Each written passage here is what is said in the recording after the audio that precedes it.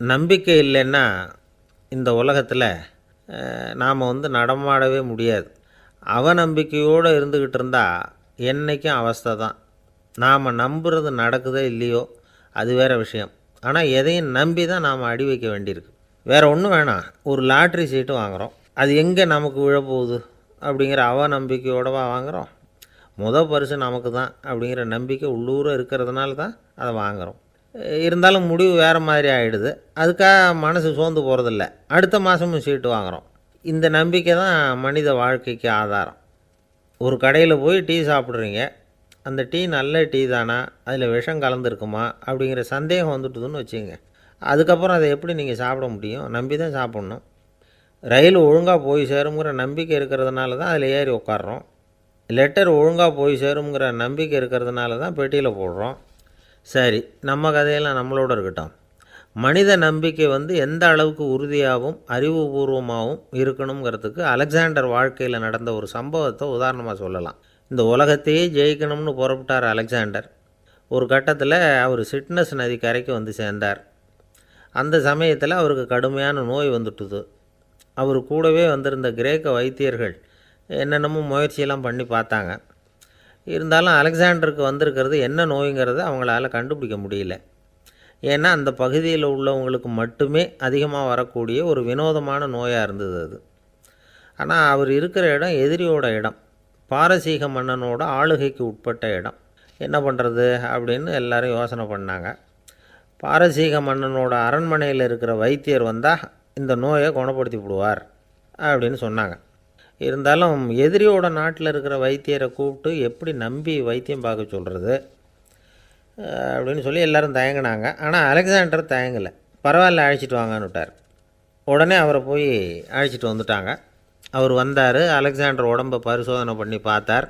சரி, இதை குணப்படுத்தி விடலாம், பயப்பட வேண்டியதில்லை. ஆனால் இதுக்கு ஒரு மூலிகை ரசம் தயார் பண்ணி கொடுக்கணும். நான் போய் அதை தயார் பண்ணிவிட்டு 2 நாளில் திரும்பி வந்துடுறேன் அப்படின்னு சொல்லிவிட்டு போனார் அந்த வைத்தியர். அதே மாதிரி 2 நாளில் திரும்பி வந்தார் மூலிகை ரசத்தோட. இதுக்கு இடையில் அலெக்சாண்டரோட தளபதிகளில் ஒருத்தர் ரகசியமாக ஒரு எச்சரிக்கை கடிதம் கொடுத்து அனுப்பியிருக்கிறான். அதை வாங்கி என்ன விஷயம்னு பார்த்தார். இப்போ உங்ககிட்ட வந்திருக்கிற எதிரி நாட்டு வைத்தியரை நம்பாதீங்கோ, அவன் கொண்டுகிட்டு வந்திருக்கிற மூலிகை ரசத்தில் விஷம் கலந்துருக்குது அப்படின்னு அதில் எழுதியிருக்கு. அதை பார்த்தார் அலெக்சாண்டர். இருந்தாலும் கொஞ்சம் கூட அலட்டிக்கலை. வைத்தியர் கொடுத்த மருந்தை வாங்கி கடகடன்னு குடிச்சுட்டு அதுக்கப்புறம் அந்த கடிதத்தில் இருந்த விஷயத்தை அந்த வைத்தியர்கிட்ட சொன்னார். வைத்தியர் திகைச்சு போயிட்டார். தன் மேலே அலெக்சாண்டர் வச்சுருக்கிற நம்பிக்கையை பார்த்து அவருக்கு ரொம்ப வியப்பு. வைத்தியர் உண்மையிலேயே நல்ல மருந்து தான் கொண்டுகிட்டு கொடுத்துருக்கிறார், அதில் விஷம்லாம் எதுவும் கலக்கலை. அதுக்கப்புறம் அலெக்சாண்டர் அந்த வைத்தியரை பார்த்து சொன்னாராம், நம்பிக்கைங்கிற அச்சாணியை ஆதாரமாக வச்சுக்கிட்டு தான் இந்த உலகம் சுற்றிக்கிட்டு இருக்குது. எனக்கு எதிரியாக இருந்தாலும் பாரசீக மன்னர் ரொம்ப பெரியவர். அப்பேற்பட்ட மன்னருடைய அரண்மனை வைத்தியர் தொழில் நேர்மை இல்லாதவராக இருக்க மாட்டார். அப்படி இருந்தால் அவரை அரண்மனை வைத்தியராக வச்சிருக்கவே மாட்டாங்க அப்படின்னு நம்பினேன். என்னுடைய நம்பிக்கை வீண் போகலை அப்படின்னாராம். இதுதான் மானுட நம்பிக்கைங்கிறது. இந்த காலத்துலேயும் இது மாதிரி இந்த மானுட நம்பிக்கையை ரொம்பவும் சாமர்த்தியமாக கையாளுகிற கெட்டிக்காரங்க சில பேர் இருக்கிறாங்க. இந்த காலத்து குரு, அவருக்கு ஒரு சிஷ்யன்.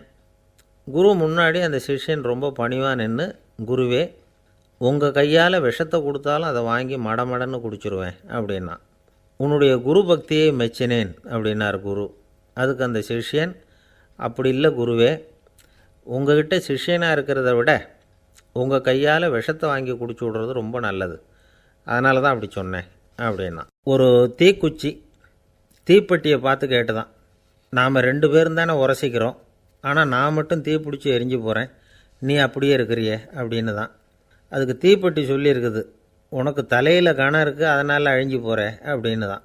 எப்படி இருக்குது பாருங்கள் இந்த பதில். தலையில் கணம் உள்ளவங்க யாருமே சரியாக இருக்க முடியாது. எவ்வளவு பெரியவங்களாக இருந்தாலும் சரி, ரொம்ப கஷ்டம்தான் அது. கர்வங்கிறது கூடவே கூடாது. இதை விளக்கிறதுக்கு மகான் ஒருத்தர் ஒரு சம்பவத்தை சொல்கிறார். அர்ஜுனன் தீர்த்த யாத்திரை பண்ணானா. அப்போது தென்னிந்தியாவுக்கு வந்திருக்கிறான். ராமேஸ்வரத்துக்கு போனப்போ அங்கே இலங்கைக்கு கல்லுலாம் அடுக்கி போடப்பட்டிருந்த பாலத்தை பார்த்தானா. ஒரு சின்ன குரங்கு அதுக்கு பக்கத்தில் விளையாடிக்கிட்டு இருந்திருக்கு. அதை பார்த்துட்டு அர்ஜுனன் சிரிச்சிருக்கான். ஏன் சிரிக்கிறேன்னு கேட்டிருக்கு அந்த குரங்கு. ராமன் மிகச்சிறந்த வில் வீரன். அப்படி இருக்கிறப்போ அவன் இலங்கைக்கு அம்புகளாலேயே ஒரு பாலம் கட்டியிருக்கலாம். அதை விட்டுட்டு போயும் உன்ன மாதிரி குரங்குகளை துணையாக வச்சுக்கிட்டு இப்படி ஒரு கருங்கல் பாலத்தை கட்டியிருக்கிறானே அப்படின்னு நானா. அம்புகளால் பாலம் கட்ட முடியுமா அப்படின்னு கேட்டு தான் குரங்கு. ஏன் முடியாது, என்னால் முடியுமேன்னு இருக்கான் அர்ஜுனன். அம்பால் பாலம் கட்டலாம், இருந்தாலும் என்ன மாதிரி குரங்குகள் ஏறி நடந்தால் அது தாங்குமா? அதனால தான் ராமர் கருங்கல் பாலமே கட்டினார் அப்படின்றது குரங்கு சொல்லிச்சான். அப்படியே சொல்கிற, நான் வேணும்னா இப்போ அம்புகளாலேயே ஒரு பாலத்தை கட்டுறேன், நீ அது மேலே ஏறி நடந்து பார். பாலம் விழுந்துட்டுதுன்னா நான் தீ மூட்டி அதில் குதித்து உயிர் தியாகம் பண்ணிவிட்றேன் அப்படின்னு நான் ரொம்ப கோபமாக. உடனே அந்த சின்ன குரங்கு பெரிய உருவம் எடுத்துட்டு தான் கையில் கதையோடு அர்ஜுனன் முன்னாடி நிற்கிறான் அனுமன். பார்த்தா, என்னுடைய தலைவர் ராமரையா இழிவாக பேசுகிற, நீ இப்போ பாலம் கட்டு, நான் என்னுடைய பலத்தை காட்டுறேன் அப்படின்னு அனுமன். அர்ஜுனன் தன்னுடைய காண்டிபத்தை எடுக்கிறான், சரமாரியாக அம்புகளை விடுறான். அதெல்லாம் ஒன்றோட ஒன்று கோத்துக்கிட்டு அப்படியே பாலம் மாதிரி நிற்கிது. அர்ஜுனன் தலை நிமிர்ந்து நின்னான். அனுமன் உயர கிளம்பி அங்கேருந்து பாலத்தில் பொத்துன்னு இறங்கினான். பாலம் அப்படியே நொறுங்கி போச்சு தூள் தூளாக. என்ன அர்ஜுனா, இப்போ என்ன செய்ய போகிற அப்படின்னு நான் ஏளனமா. அர்ஜுனன் தலையை தொங்க போட்டுக்கிட்டான். சொன்னபடி தீ மூட்டி அதில் குதிக்கிறதுக்காக 3 தடவை சுற்றி வந்தான். அப்போது கிருஷ்ணர் அங்கே வந்தார். என்ன அர்ஜுனா, என்ன நடக்குது, என்ன இது அப்படின்னு ஒன்றும் தெரியாத மாதிரி கேட்டார். அர்ஜுனன் வாயை திறக்கிறதுக்கு முன்னாடி அனுமன் வாயை திறந்தான், நடந்ததை சொன்னான். அர்ஜுனன் சவால் விட்டபடி உயிர் திறந்தே ஆகணும்னு அனுமன். கிருஷ்ணர் யோசனை பண்ணார். நல்லது, இந்த சவால் விட்டதுக்கும் நடந்ததுக்கும் யார் சாட்சி? பெரியவர் ஒருத்தரை சாட்சியாக வச்சுக்கிட்டல்லவா நீங்கள் இந்த போட்டியை நடத்தியிருக்கணும் அப்படின்னார். அதனால் என்ன, இப்போ மறுபடியும் அந்த போட்டியை நடத்திவிட்டா போச்சு, என்னால் அந்த அம்பு பாலத்தை நொறுக்க முடியாதா அப்படின்னு அனுமன். சரி, இப்போ மறுபடியும் அது நடக்கட்டும்னார் கிருஷ்ணர். அர்ஜுனன் அம்பு பாலம் அமைச்சான். அனுமன் ஏறி குதிச்சான். பாலம் அசைஞ்சு கொடுக்கவே இல்லை, அவ்வளோ உறுதியாக இருக்குது. இப்போ அனுமன் தலையை குனிஞ்சிக்கிட்டான். அர்ஜுனன் நன்றியோடு நிமிர்ந்து பார்த்தான். கிருஷ்ணருடைய தோள்கள்லேயும் முதுகள்லேயும் ரத்தம். என்ன சுவாமி, என்ன நடந்ததுன்னு நான் பதறி போய், உன் அம்பு பாலத்தை நான் தான் முட்டு கொடுத்து தாங்கிக்கிட்டு இருந்தேன். அனுமன் குதித்தப்போ என் மேலே ஏற்பட்ட காயங்கள் இவை. பின்ன உன்னுடைய அம்பு பலத்தினாலேயா பாலம் நின்றுதுன்னு நினைக்கிற அப்படின்னாராம். முதல்ல அர்ஜுனன் அப்புறம் அனுமன் 2 பேருக்குமே கர்வ பங்கம் ஆகிட்டு தான். அதாவது அவங்கக்கிட்ட இருந்த கர்வம் போயிட்டுது. யாராக இருந்தாலும் கர்வம் கூடாதுங்கிறத இதிலேருந்து நாம் புரிஞ்சுக்கணும். இந்த காலத்தில் நாமெல்லாம் எந்த விஷயத்துக்கெல்லாம் கர்வப்பட்டுருக்கோம் தெரியுமா? 2 பெண்கள் தங்களுடைய கணவன்மார்களை பற்றி ரொம்ப பெருமையாக பேசிக்கிட்டாங்களாம். அதில் ஒரு அம்மா சொல்லியிருக்கு, என் வீட்டுக்காரர்கிட்ட எந்த சப்ஜெக்ட் கொடுத்தாலும் சரி அந்த விஷயத்தை பற்றி அழகாக 1 மணி நேரம் பேசுவார் அப்படின்னாங்களாம். உடனே இன்னொரு அம்மா, அது என்ன பிரமாதம், என் வீட்டுக்காரருக்கு சப்ஜெக்டே தேவையில்லை, விஷயமே இல்லாமல் நாள் பூரா பேசிக்கிட்டு இருப்பார் அப்படின்னாங்களாம். ஒரு காடு, நல்ல மரம்லாம் செழிச்சு இருந்தது. அப்படிப்பட்ட காட்டில் ஒரு சாது இருந்தார். அவர் எப்படின்னா எப்போவும் ஒரு மரத்தடியில் உட்காந்துருப்பார். ஏன்னா அவருடைய இருப்பிடமே அதுதான். அவர் என்ன பண்ணுவார், 3 கல் வச்சுருந்தார். செங்கல் மாதிரி இருக்கும், ஆனால் அதை விட கொஞ்சம் பெருசாக இருக்கும். எதுக்கு அந்த 3 கல்லுன்னா அதுதான் அவருடைய படுக்கை. அதாவது தூங்குறப்ப ஒரு கல்லை தலைக்கு கீழே வச்சுக்குவார், இன்னொரு கல்லை இடுப்புக்கு கீழே வச்சுக்குவார், இன்னொரு கல்லை காலுக்கு கீழே வச்சுக்குவார். உடம்பை அப்படியே ஒரு தகட்டால் மூடிக்குவார், அப்படியே தூங்கி போடுவார். மழை பெய்யுதுன்னு வச்சுங்க, அவர் உடம்பு 3 கல் மேலே இருக்குதா, அதனால் தண்ணி அடியில் ஓடி போடும், உடம்பு நனையாது. மேலே தகடு இருக்கிறதுனால மழையும் உடம்புல படாது. அவர் தூக்கமும் கெடாது, நிம்மதியாக தூங்குவார். பகலில் அந்த 3 கல்லையும் ஒரு சேர ஒரு அடுப்பு மாதிரி வச்சு அது மேலே உட்காந்துக்குவார். அதனால் பாம்பு பூச்சி எதுவும் அவரை தொந்தரவு பண்ணுறதில்ல, அது பாட்டுக்கு நகர்ந்து போயிடும். அவர் பாட்டுக்கு நிம்மதியாக இருப்பார். யாராவது எதையாவது கொண்டுகிட்டு கொடுத்தா அதை வாங்கி சாப்பிடுவார், அவ்வளவுதான். ஒரு நாள் அந்த நாட்டு அரசன் காட்டுக்கு வேட்டையாட வந்தான். அந்த வழியாக வந்தப்போ இந்த சாது படுத்துருக்கிறத பார்த்தான், பரிதாபப்பட்டான். ஐயோ பாவம், இவர் இப்படி இந்த கல் மேலே உடம்பை வச்சுக்கிட்டு தூங்குறாரே, என்ன பாடுபடுவார், இவரை நாம் அரண்மனைக்கு அழைச்சிட்டு போய் சுகமாக நிம்மதியாக இருக்கிறதுக்கு வழி செஞ்சு கொடுப்போம், அது ரொம்ப நல்லாயிருக்கும் அப்படின்னு நினச்சான். அப்படி நினச்சிக்கிட்டே அரண்மனைக்கு வந்துட்டான். அதுக்கப்புறம் ஒரு பல்லக்கையும் 2 சேவகர்களையும் காட்டுக்கு அனுப்பி அந்த சாதுவை மெதுவாக இங்கே அழைச்சிட்டு வந்துடுங்க அப்படின்னு சொல்லி அனுப்பி வச்சான். இவங்க போய் அவர்கிட்ட விவரத்தை சொன்னாங்க. எனக்கு என்னத்துக்கு அரண்மனை வாசம் அப்படின்னார். இருந்தாலும் மன்னர் உத்தரவு, நீங்கள் அவசியம் வரணும் அப்படின்னாங்க இவங்க. சரின்னு சொல்லிவிட்டு வேறு வழி இல்லாமல் புறப்பட்டார். புறப்படும் பொழுது என்ன பண்ணாருன்னா, மறக்காமல் அந்த 3 கல், ஒரு தகடு அதையும் எடுத்து பல்லக்கில் வச்சுக்கிட்டார். என்னத்துக்கு இதையெல்லாம் எடுத்து வைக்கிறாரு அப்படின்னு சொல்லி அவங்க யோசனை பண்ணாங்க. இருந்தாலும் அதை பற்றி ஒன்றும் கேட்கல. பேசாமல் அவரை அழைச்சிட்டு போய் அரண்மனையில் விட்டுட்டாங்க. அரசன் ஓடி வந்தான், வரவேற்றான், அறுசுவை உணவு படைத்தான். அவர் படுக்கிறதுக்கு தங்க கட்டில், பட்டு மெத்தை, இப்படி எல்லாம் ஏற்பாடு பண்ணி வச்சான். இங்கே படுத்து ஓய்வு எடுத்துங்க அப்படின்னு சொல்லிவிட்டு அவன் பாட்டு போயிட்டான். மறுநாள் காலையில் வந்து பார்க்குறான், சாது படுத்துருக்கிறார். எப்படி தெரியுமா? அந்த பட்டு மெத்தை மேலே 3 கல்லையும் வச்சு வழக்கம் போலவே அது மேலே படுத்துருக்கிறார். அதுக்கு மேலே தகடு. அரசன் பார்த்துட்டு அதிர்ச்சி ஆகிட்டான். என்ன சுவாமி இப்படி அப்படின்னா, சாது சொன்னார், எனக்கு தேவையும் இல்லை குறையும் இல்லை, எல்லா இடத்துலையும் எனக்கு ஒரே மகிழ்ச்சி தான் அப்படின்னார். மகிழ்ச்சிங்கிறது தங்க கட்டிலேயோ பட்டு மெத்தையிலேயோ இல்லை, அது மனசில் இருக்கிற ஒரு விஷயம். உண்மையான மகிழ்ச்சிக்கு வழி மனப்பக்குவம் அப்படிங்கிறது அந்த அரசனுக்கு புரிஞ்சுதான். இந்த காலத்தில் ஒரு சாமியார், அவரை தேடி ஒரு சீடன் வந்தான். என்னாச்சு தெரியுமா? சுவாமி, எனக்கு நிம்மதி வேணும், அதுக்கு என்ன வழின்னு கேட்டான். சாமியார் நிமிர்ந்து பார்த்தார்.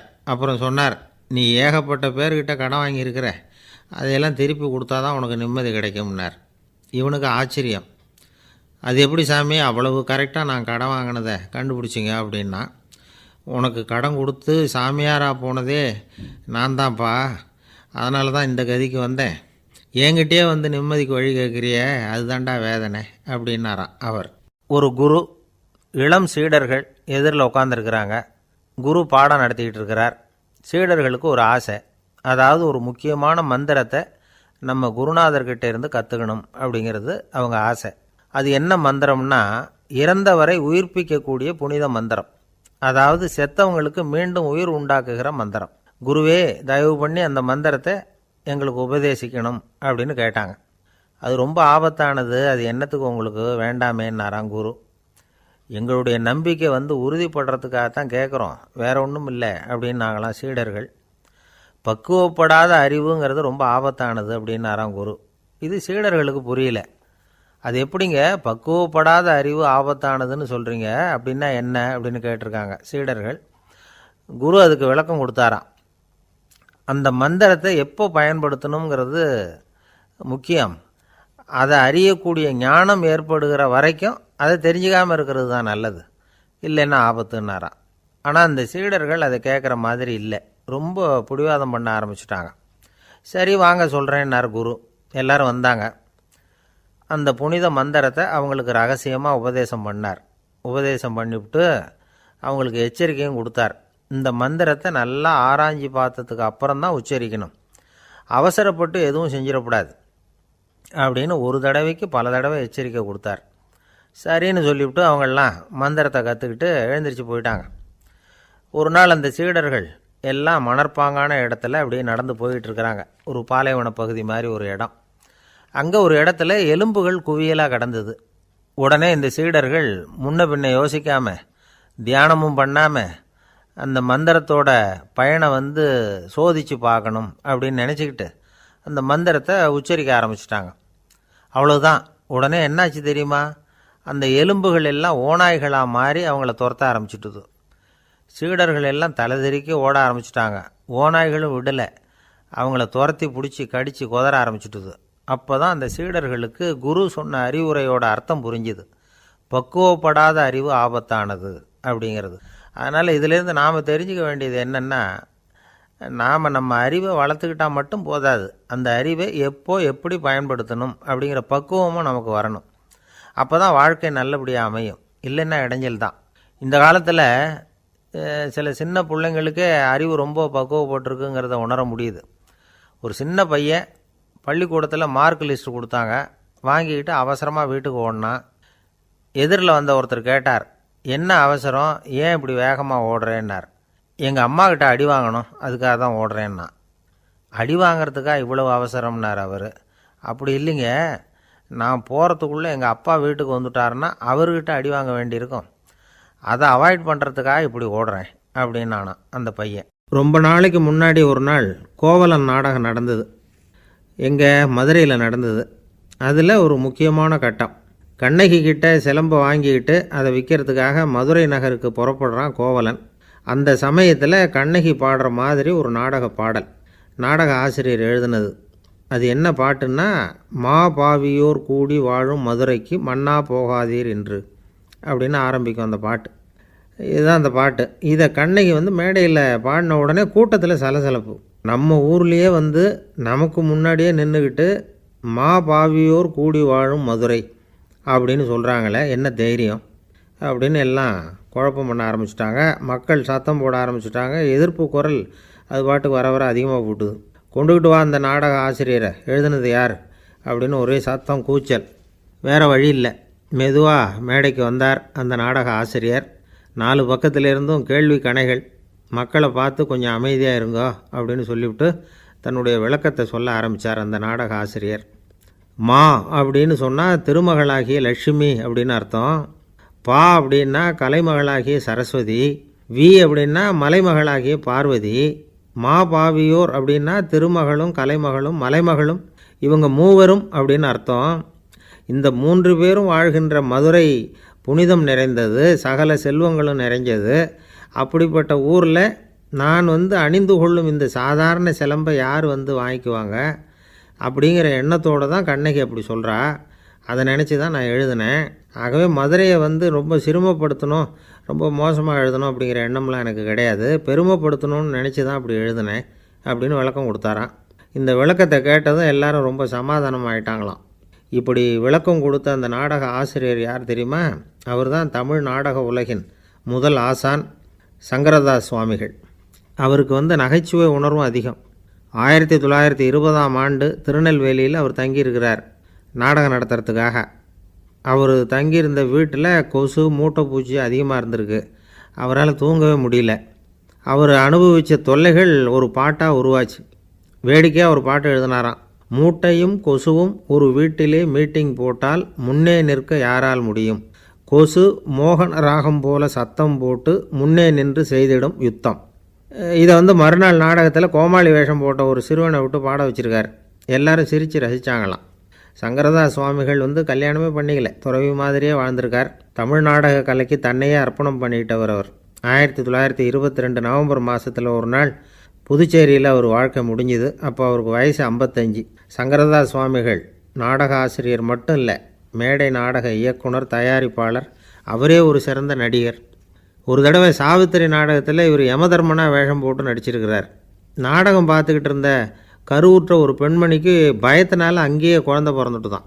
அந்த நிகழ்ச்சிக்கு அப்புறம் இவர் இந்த வேஷம் போடுறப்போலாம் ஜனங்களுக்கு முன்கூட்டியே எச்சரிக்கை கொடுக்க ஆரம்பிச்சிருவாராம். அதாவது அப்படி யாராவது பயப்படுறவங்க இருந்தால் கொஞ்சம் கண்ணை மூடிங்க அல்லது எழுந்திரிச்சு போடுங்கன்னு.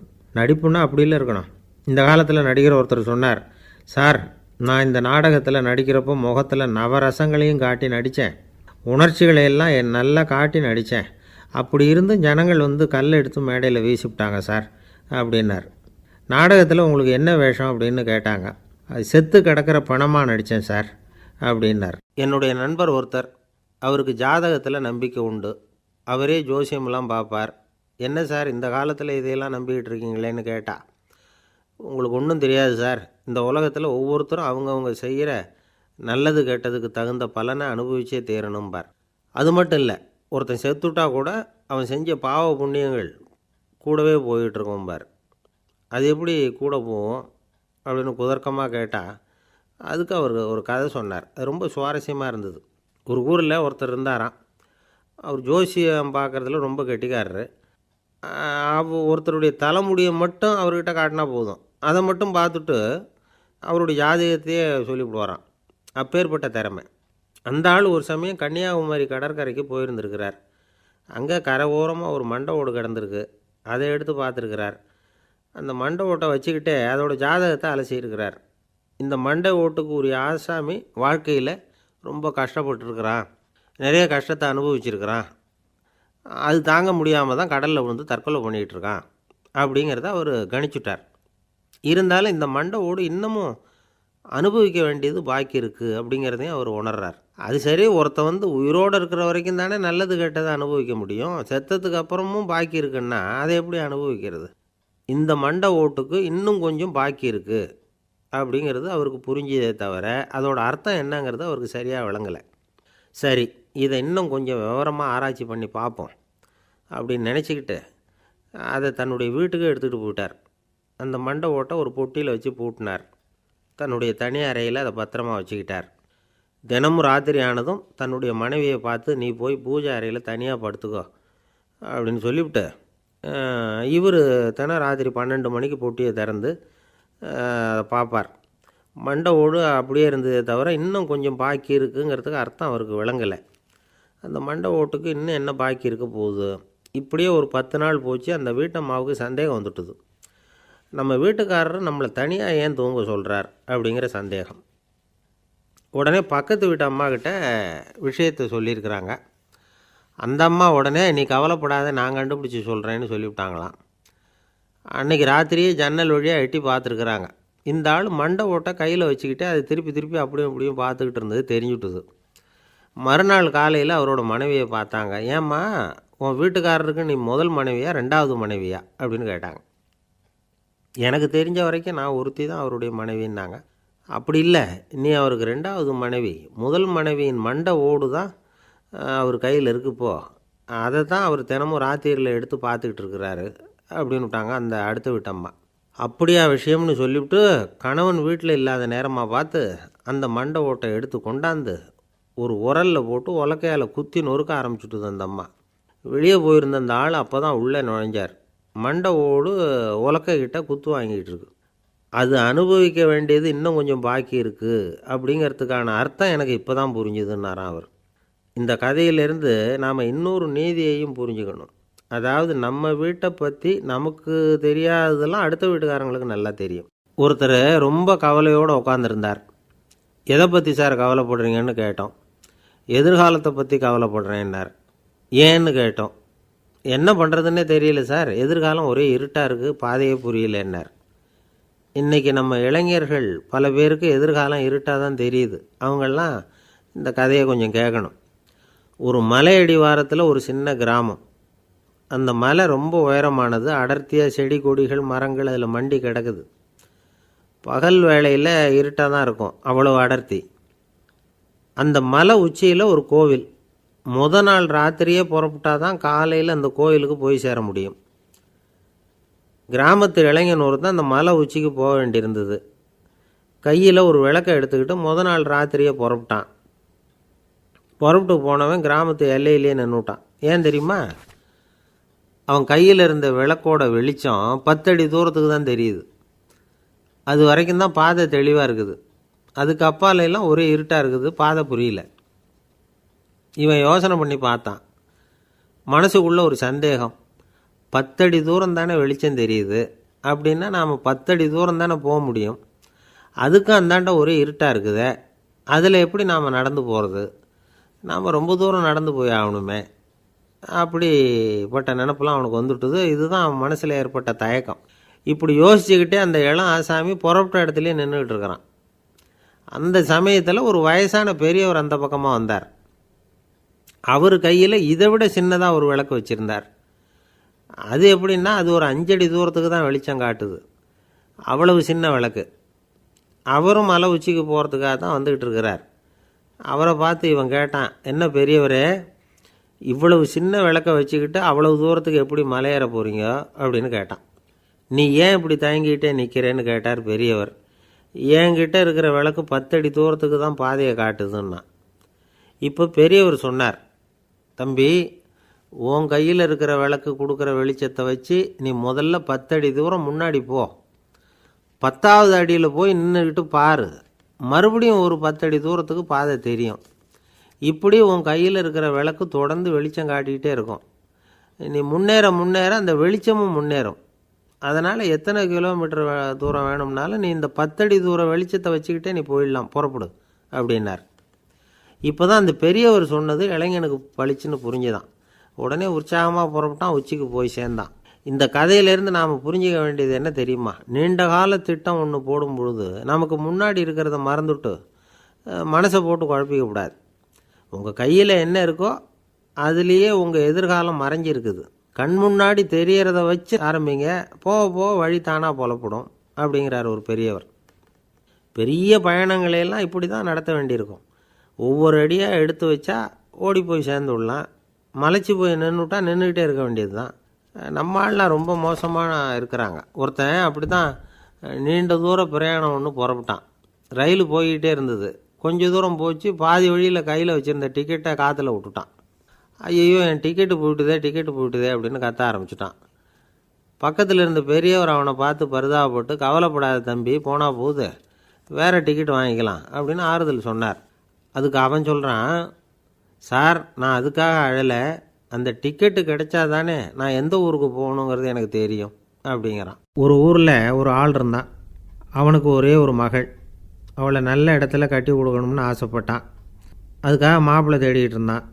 அவன் கொஞ்சம் வசதியான ஆள், அதனால் நிறைய பேர் வந்தாங்க. இருந்தாலும் ஒரு நல்ல குணமுள்ள மாப்பிள்ளையாக இருக்கணும் அவன் எதிர்பார்த்தான். அப்படி இருக்கணும்னு தொடர்ந்து முயற்சி பண்ணான். கடைசியாக ஒரு 3 பேர் கிடைச்சாங்க. அந்த 3 பேரில் யாரை தேர்ந்தெடுக்கிறது, இதுதான் அவனுக்கு வந்த குழப்பம். இந்த நிலைமையில் ஒரு பெரியவரை தேடி போனான். அவர்கிட்ட தன்னுடைய பிரச்சனையை சொன்னான். அவர் கொஞ்சம் யோசனை பண்ணார். அதுக்கப்புறம் 3 பேரையும் கூப்பிட்டார். இதை பாருங்கப்பா, உங்கள் 3 பேருக்கும் 3 மாத கால அவகாசம் தர்றேன். நீங்கள் இப்போ போகலாம், 3 மாதம் கழித்து திரும்பி வரலாம். அப்படி வரும்பொழுது இந்த 3 மாத காலத்தில் நீங்கள் செஞ்ச நல்ல காரியம் ஏதாவது ஒன்று சொல்லணும்.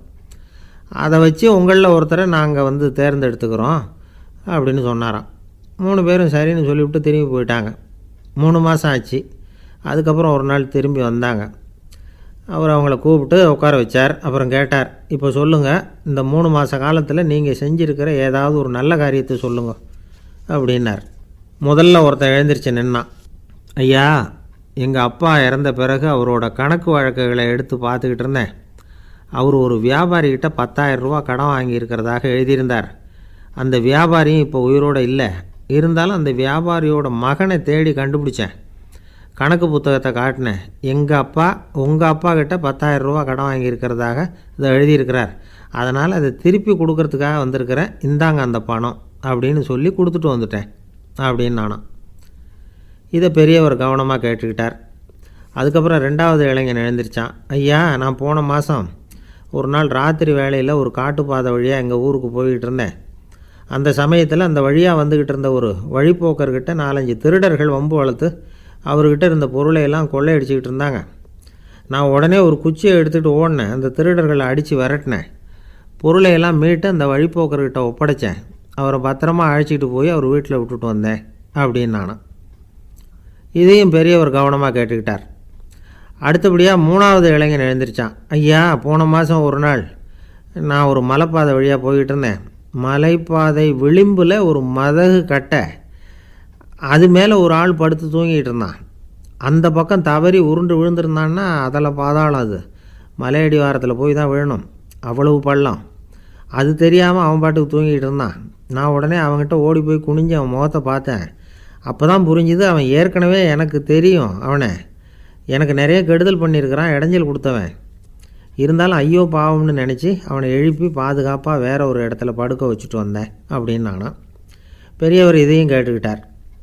அதுக்கப்புறம் அவங்க 3 பேரையும் பார்த்து, நீங்கள் போகலாம், நாங்கள் யோசித்து முடிவு பண்ணி உங்களுக்கு சொல்லி அனுப்புகிறோம் அப்படின்னாராம். அந்த இளைஞர்கள் புறப்பட்டு போயிட்டாங்க. அதுக்கப்புறம் அந்த பெண்ணோட அப்பாவை பார்த்து சொன்னார், இந்த 3 பேருமே நல்ல பிள்ளைங்க தான், அதில் ஒன்றும் சந்தேகம் இல்லை. இருந்தாலும் இந்த 3 பேர் செஞ்ச செயல்களையும் ஒப்பிட்டு பார்க்க வேண்டியிருக்கு. முதல் இளைஞன் நேர்மைக்கு எடுத்துக்காட்டாக விளங்குறான். இந்த காலத்தில் இது மாதிரி இளைஞர்களை பார்க்குறது ரொம்ப கஷ்டம்தான். இருந்தாலும் அவன் கடமையை தான் செஞ்சான். 2வது இளைஞன் நல்ல வீரன், தைரியசாலி. ஒரு வீரன் எதை செய்யணுமோ அதைத்தான் இவன் செஞ்சான். இவன் ஒரு லட்சிய மனிதன். 3வது இளைஞன் தன்னுடைய பகைவனுக்கே உதவி செஞ்சுருக்கான். அவன் உயிரை காப்பாற்றியிருக்கிறான். பகைவனுக்கு அருள்வதுங்கிறது ஒரு சாதாரண மனுஷனால் செய்யக்கூடிய காரியம் இல்லை. பகையை மறக்கிறதும் பகைவனுக்கு அருள்வதும் தெய்வீக பண்புகள். அதனால் இவனையே உன்னுடைய மகளுக்கு ஏற்ற மாப்பிள்ளையாக தேர்ந்தெடுக்கலாம் அப்படின்னு சொன்னாங்களாம். ஒரு நல்ல நாளில் அவங்களுக்கு திருமணம் நல்ல விதமாக நடந்து முடிஞ்சுதான். இது சுவாமி சின்மயானந்தர் சொல்லியிருக்கிற ஒரு கதை. இதிலேருந்து நாம் புரிந்து கொள்ள வேண்டிய ஒரு கருத்து, நமக்கு கெடுதல் பண்ணவங்களுக்கும் நாம் நல்லது செய்யணும். ஆனால் நடைமுறையில் அப்படி நம்மளால் செய்ய முடியறதில்ல. அதுதான் சிக்கல். நம்மால் ஒருத்தங்கிட்ட கேட்டேன், ஏண்டா உன்னுடைய பகைவன் ஒருத்தன் அது மாதிரி ஒரு மலைப்பாதை மதகு கட்டையில் படுத்திருந்தா உடனே நீ என்ன நினைப்ப அப்படின்னு கேட்டோம். இது ஒரு அருமையான சந்தர்ப்பம்னு நினைப்பேன் அப்படின்னா. எதுக்குன்னு கேட்டோம்.